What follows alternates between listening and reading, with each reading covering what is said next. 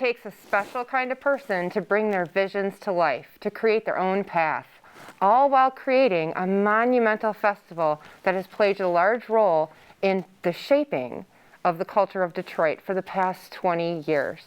Welcome to Celebrate Michigan, the show produced on the campus of Madonna University. I'm Chris Benson. Today, we're joined by Timothy Price, a veteran of Detroit's art, fashion, and music industries, founder and CEO of The Market Detroit. He's an activist, and last but definitely not least, co-founder of the Detroit Electronic Music Festival, which we will celebrate this year in the 20-year anniversary. So Timothy Price, great to have you here on the show. Thank you. Welcome, welcome. Thank you. And I can't wait to hear, how did you get started here in Detroit? Well, I got started, actually, I came working in fashion or retail, and then I was living in Grand Rapids. I wanted to go to a real city, and I was going to Detroit and Chicago on the weekends, and so I knew about Detroit, and actually we used to come down here and play with bands I worked with. We would come down to Detroit, but I wanted to go to a real city, so I wanted to go to Chicago, and they said we didn't have an opening, so they're like, well, well, how about Detroit? We have an opening there, and I'm like, Detroit's not a real city. But I took the job, came, and I moved to downtown Detroit in 1990, living above Nicky's, and it was just, a scene in Detroit, and I was going over to St. Andrews a lot. And I'd heard about the electronic music scene when I worked in rock and roll and heavy metal through Metro Times and things like that. And then, anyway, so I just met some people, and they were starting to do parties, or the AKA raves is a bad word.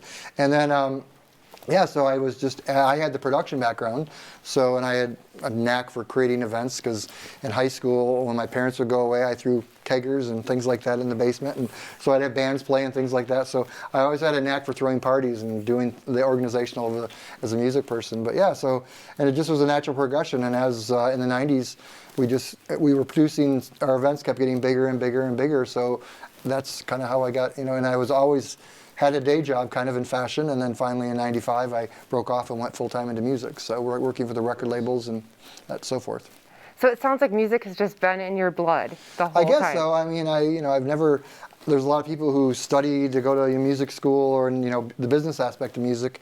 I was never one of those people. I mean, I've had interns who worked with me or for me, and they're like, they wanted just because they're passionate to be in music. I was never one of those people. I always kept getting pulled back, and I've tried to get out of music many times, and it just seems to pull me back in a way. So I guess I'm stuck with it. So music, even if now that I'm more in the art world, or whatever you want to say, in the historical world, I always bring the element of music into it. Whether if we're producing an installation, I got to have somebody produce the music to that installation kind of thing. So. Well, I understand you brought some pictures to share with us today that are going to, basically show us a bit about things you've created, things you've been involved in. Okay. So we're looking at them right now. Talk us through what we're watching here. This is Begal. It was a clothing line that I my fashion background. So I was, I was going to go to New York and pursue my career more, but the artist I was working for, he's like, stay in Detroit, and instead of doing music for the record label, you can do your own clothing line. So awesome. I created PL, and that was a transition for that. And by doing that, I started doing the label merchandise, and through Plastic Man and the different merchandise blew up, and that kind of pulled me more into the record label part of the business. So, wow. And I got all that in sections. So. A man of many talents, clearly. Oh, God. How about that? Well, that's actually Richard, the artist I worked for over 10 years. His parents and myself, this is in Montreal, backstage getting the passes together, and we're just kind of organizing. And it was the first live show he had done in 10 years, and it was pretty monumental. And we had taken the train up, and it was a great experience. So. Wow. You've been involved in so many different aspects of the scene here in Detroit. How about this one? This is actually the first year of the Electronic Music Festival, DEMP. And actually Doug Walgahinsky snapped this photo of, you can see my laminate kind of running around with the old school Madonna headset. So. Nice, nice.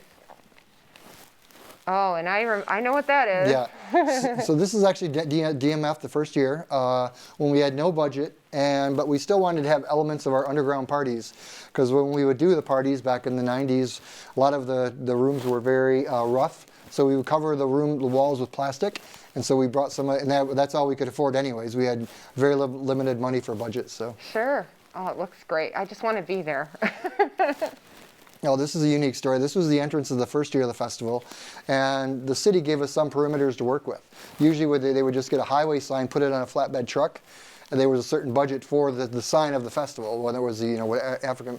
So what I did is I said, well, that doesn't represent our culture at all. Yeah. I took the money from that and I said, let's do an installation. So I got 38 TVs, 19-inch TVs, and I just played static through and put vinyl lettering over it, and basically we built an installation. Oh my gosh, that's what I'm looking at. It's all like roofing tin, and it's just, Sweet. I mean, it was not even, I had a $1,000 budget to do that. So I had a crew of guys going to all the thrift stores all through Metro Detroit, buying 19-inch TVs, and yeah, it was just kind of winged it up. So, how awesome. and it became a pinnacle point of the festival. So. Oh wow, and there it is at night. This is movement. This is what Paxahau produces, and this is what it's become now. It's a landmark. You know, it's stepped up and been to the pinnacle of Detroit. So. Oh wow, with the wonderful skyline in the back there. Yeah.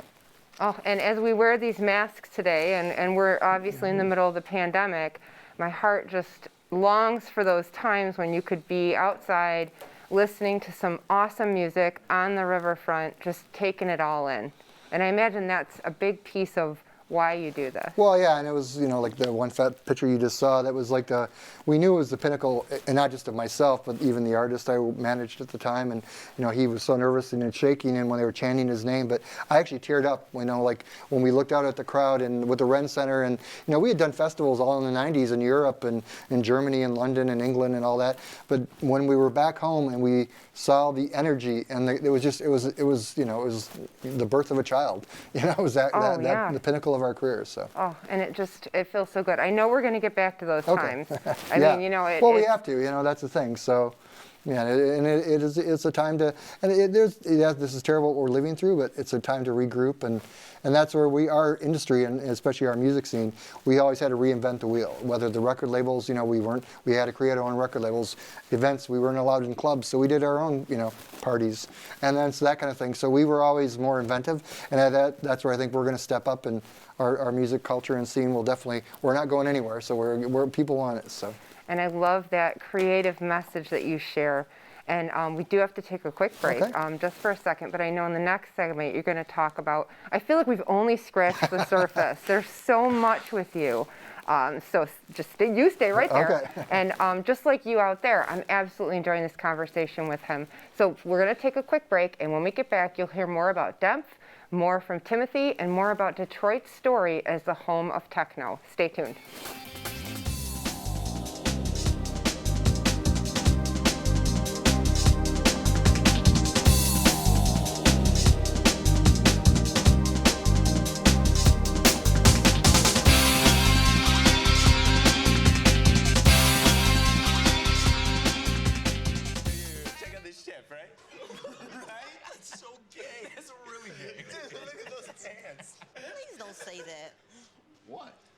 Say that something is gay when you mean that something is dumb or stupid. It's insulting.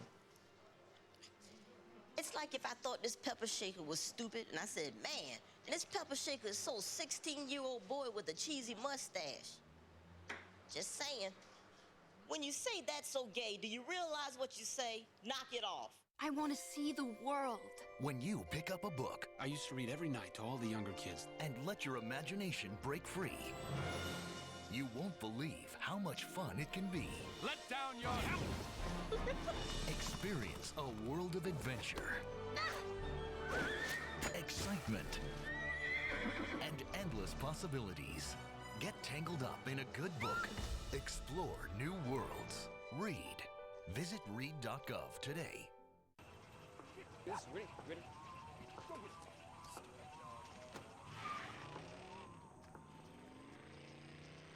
Come on, Randy.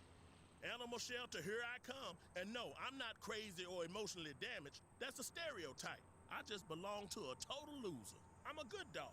So if you want a pet, adopt. And if you see Randy, tell him he dropped his wallet.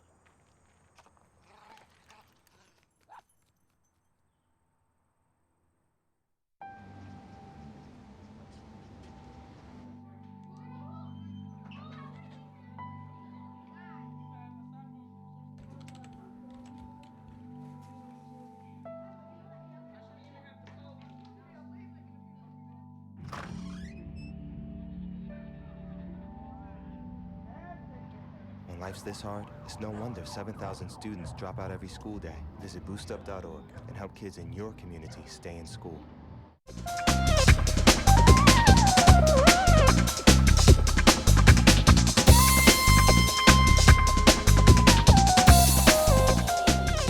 Welcome back to Celebrate Michigan. I'm Chris Benson, and I'm here with Timothy Price, a veteran of Detroit's art, fashion, and music industry, as well as a co-founder of the Detroit Electronic Music Festival. He's telling us all about Detroit's special place in the world of techno.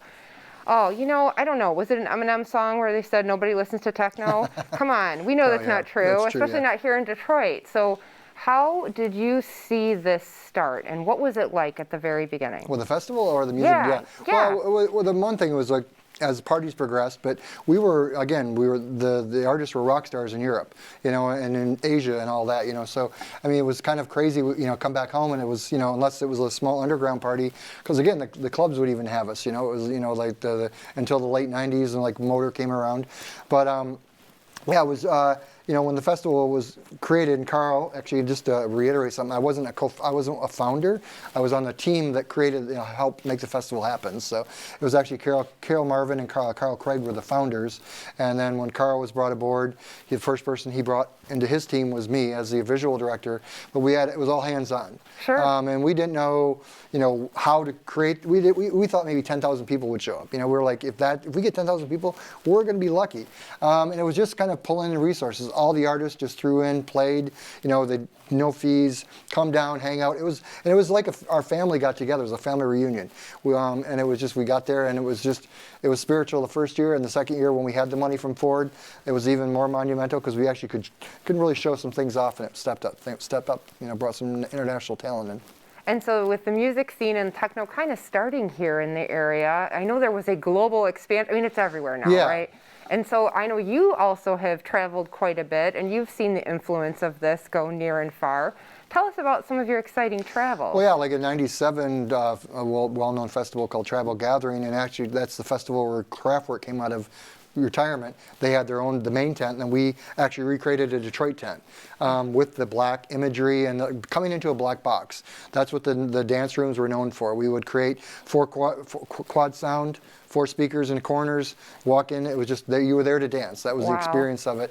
And so anyway, yeah, so when we did that, and, you know, in Germany, you know, Time Warp and things like that, that were playing off. They were, you know, the Detroit and Chicago and New York artists would come in and headline these festivals in Europe, and, you know, and the clubs, and we're more known over there than what we were there, so. Wow, and you know. all of this had a huge cultural impact on the city of Detroit. How have you seen that evolve over the last 20 years? Yeah, well, the one thing that was nice about, you know, our festival that happened at Hart Plaza, it wasn't just that the festival happened and the people went home. I think that's what, even like, you know, I think sure Jazz Festival has some, you know, after parties here and there, things happening, but we kind of course, took the city over. We had international people come in from all over the world, Asia, Japan, you know, everywhere in Europe. And so, you know, all hotels were full. We had after parties, and, you know, we had press conferences during the day. And I mean, and these people knew, I mean, I used to give what we call the techno tour. And people would come in, that was before the internet, you know, where people would know about the salt mines and know about Gratiot Avenue, which was considered Techno Boulevard, because you could drive up there with Derek May's studio and the different ones, go all the way up into Roseville with Record Time. So, and then Melodies and Memories, all the record stores were on Gratiot, so it was known as Techno Boulevard, but they would know the locations, they knew the train station, they knew, and again, this was way before, so they would come in and they want to see these iconic landmarks of Detroit. So we, you know, during the day when we'd wander around, and, you know, they were more knowledgeable about the city than actually Detroiters were.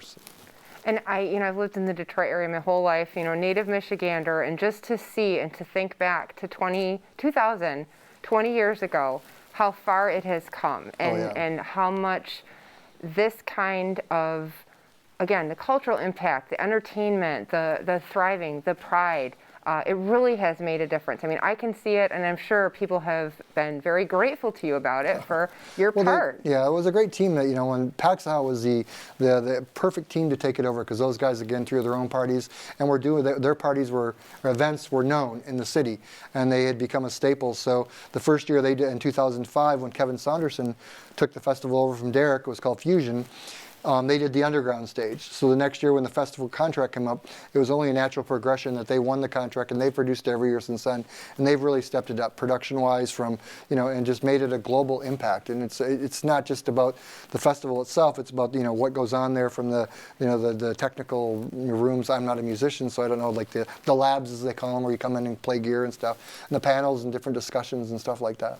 So when people are talking about Detroit around the world, many of them are probably connecting it to techno Oh, at well, this techno, point. and Detroit's just known as a cultural, from hip hop to, I mean, look at the era of, there's not a genre or a time in history that there's not something being done in Detroit that's being groundbreaking, and that's in it even today. And, there's new sounds coming out of Detroit. It's kind of gone back to the music, the band-based music, but we're known for that too. I mean, even the White Stripes and things, Oh, yeah. I mean, we can go on. We can't list all the bands that we're going to miss somebody, so. But it's very exciting to see the impact again. Yeah. And I imagine that you, as someone who was there kind of at the beginning, did you ever have an idea that it would grow to this? No, I mean, again, I never thought I would still be working in music. And again, I've brought the flair of art and fashion into the things. But yeah, I mean, we expected to, especially on our home base, never thought it would be what it is. And and there's been, now they have.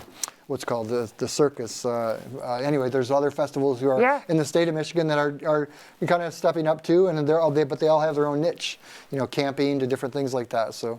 Well, and I think that's what is so exciting about this activity and this excitement around the city is that people can create these new things and people can get involved in them. And you're mentioning kind of the old scene and some of the new scene too, right? Like St. Andrews, we were talking about City Club and all these different places. And there's a whole generation, now that's like, hey, what were these? Let's hear about the history, right? Well, I know we have to take another break just in just a second, but I'm so enjoying this, and having been someone who I think I was either at the first or the second one, I just experienced the awesomeness of it. Cool.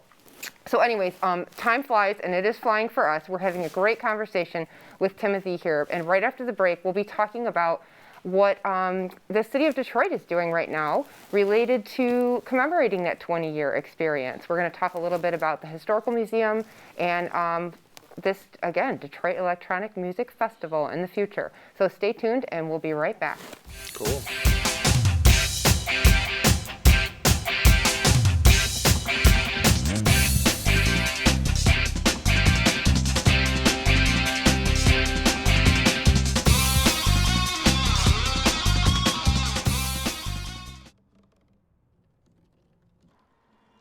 Everybody has a dream.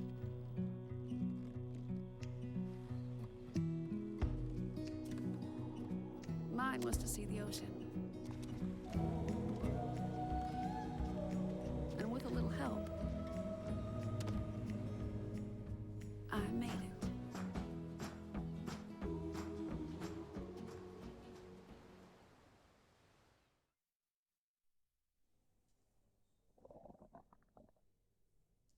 Sounds like you could use some Van Gogurt. It's fortified with arts-rich nutrients to improve your math and reading skills. Catch! Van Gogurt, thanks. So what's the deal with your ear? Always with the ear, huh? Feed your kids the arts. For 10 simple ways to learn how, visit AmericansForTheArts.org. I'll never forget the day our landlord called and said, read your lease. No pets allowed. My owner tells him my dog ate the lease, but that didn't work. And now I'm stuck in a shelter. But this pit bull is ready for a new crib. I'm loving, loyal, and play well with others. So don't be intimidated by all my muscles, because the biggest one I have is my heart. That's right, I said it.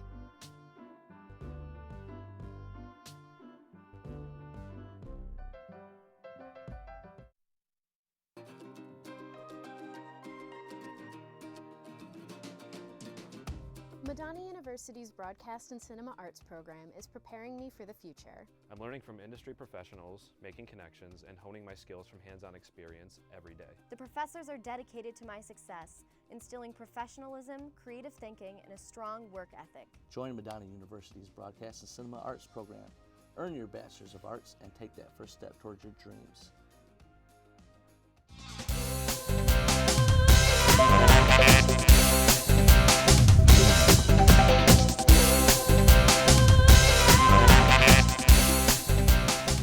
Welcome back to Celebrate Michigan. We're here with Timothy Price, a veteran of Detroit's art, fashion, and music industry, and very involved with the Detroit Electronic Music Festival and how it started. And now he's also a curator, from what I understand.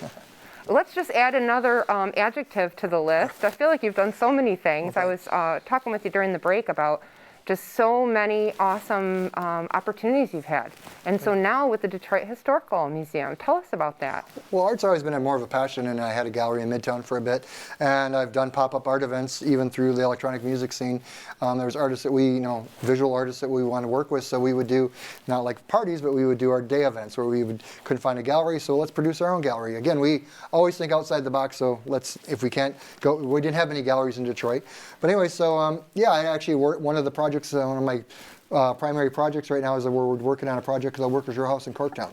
And we did an exhibit at the Historical Museum about 2 years ago, and I got, I'd met Tracy and a couple of people. There was a 2003 exhibit for electronic techno. It was a very small kind of thing, not really small, but anyway, so working on the exhibit for the Row House, they asked you, well, we'd like to do an exhibit for the 20-year anniversary of the music, for the Electronic Music Festival movement. And do you know anybody? I'm like, yeah, kind of. And they're like, well, who? I'm like, well, then I told them my history, and they're like, will you curate it? And it just started dialogue, and then we were just supposed to be a photo gallery in the small part of the new museum by the theater, and it just kind of progressed when COVID hit, and then we were put on the back, and then the festival didn't happen last year, so then we, it kind of developed. My friend Rita, who I've worked with for many years, they had done a documentary about the first year called The Drive Home. She had approached me about finding a unique venue to screen the movie that really hasn't made it to the public. So I said, well, the museum has a perfect theater. Come aboard. Let's see if the museum and Tracy would be considering screening it. So then Rita became a co-curator, and it's been, so yeah, it's just kind of bringing my art passion into doing this, and trying to visual story of what's happened in the past. So when visitors get to the museum, what can they expect when they are there? Well, the one thing is, like, I know, again, we kind of pushed the boundaries, and the one thing was we want this to happen. We didn't want it to be your typical museum exhibit. Sure. You walk in and you actually feel like you're at a photo gallery. There's images, a small plaque next to it from the photographer, the name of the artist, the performer on stage, and the year. We wanted to keep it more, let the imagery tell the story. Chris Campbell, DET, does the Sunday night program. He did the soundscape. So when you walk in, you actually have a mix going on in the background. Oh, wow. And then there's a 28-foot display case that we recreated with the main stage. So when you're, basically we did a wraparound of the crowd of the Bowl Hart Plaza with the skyline. And so you're actually in the DJ booth or the live set booth. There's two different rigs. And then you kind of get the experience of what a DJ sees and the behind the scenes. It's not all pretty. There's wires running everywhere. And just get that, because so many people want to be backstage or have that one-time experience. So I could be like DJ Chrissy Chris. I could do a dance. I could get involved. Are there dance circles I can join? Because I remember my first time going. I was telling you that I heard some men that were talking, and I was like, what language are they talking? And then we just walked up to them like, oh, we're from the Netherlands. And I'm like, oh my gosh, this here in Detroit. It was just such a neat experience. And it sounds like the museum exhibit really captures kind of some of the behind the scenes things that maybe people who come might not always see.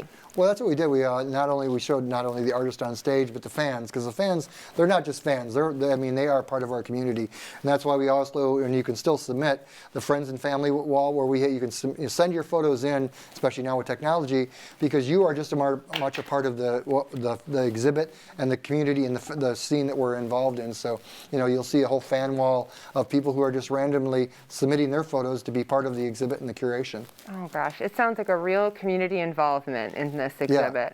And then actually what we're going to do in the spring is, because on the promenade with that, we're going to bring a techno lunch hour. We're going to bring something outside on the promenade where DJs will play. We'll have some food trucks. So if it's, don't feel comfortable going into the museum, you can still come in.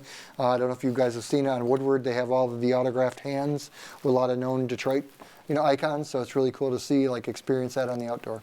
I love that you're making that kind of accommodation. Again, we're living in, everybody says, these unprecedented times, but, finding new ways to make sure that folks can safely interact with an important part of our history. Thank you. Wow. So now we're looking ahead, okay? We've looked back for, most of the show. What's going for the future? What are some projects or things you hope for? The festival just announced that they've decided to postpone for this year. Sure. Which, it's just a chain link of offense reasons that they can't, because, And people, I mean, yeah, you might be able to produce an event, but are people going to feel comfortable being in that kind of crowd? We're going to have to kind of regroup and refigure. So, I mean, having the exhibit, I know there's a void of not having the 70-some thousand people that come into Detroit for Memorial Weekend, but there's still going to be people who want to experience something that weekend, and we will have events that we'll be announcing soon. But, you know, at least we have the exhibit where you can come and kind of have a bit of connection to the future of what's going to happen. So as far as I mean, does anybody know what's going to happen in the future? I don't think we do. So, well, you know. I have a feeling based on all of the creative pivots that I've heard you talk about today and I've read about you, that there's no doubt that there will be some creative pivots to make this as accessible as possible to the people of Detroit and probably who are going to come from all around to see this. Yeah. Well, my thing too is now I was just appointed Arts Commissioner of Hamtramck, so I'm going to be bringing an aspect of the Weekend of Movement to Hamtramck in some way, in an artistic way. Awesome. Same thing with Corktown at a row house. So you might not be able to experience music, but you'll be able to experience visual art or something. So. Oh my gosh. Well, where can people find more information about you or these events? Oh, I'm on Instagram, Okay. Tim Price 313 Export, and I don't know if they're going to have it all online. Yep. So. Yep, we'll get it out there. Awesome. So look for you on Instagram. I found Facebook, you. LinkedIn. Yeah. I'm on social media. I can't say that bad word, but yeah, you know. But that's what gets us out there. We have the opportunity now, and even more now. It's an outlet to connect people, because that's what we've been doing. Well, it has been such a pleasure having you here today. Thank you for sharing with our audience this awesome piece of our past and taking a look at the future as well. Well, stay tuned. That's all we can say. Always, always. Well, we are wrapping up right now. We are so glad that you could be here. Unfortunately, that's all the time we have. Thank you so much to Tim Price for joining us today, and thank you for celebrating all the awesome things in Michigan. Stay tuned. We'll see you soon.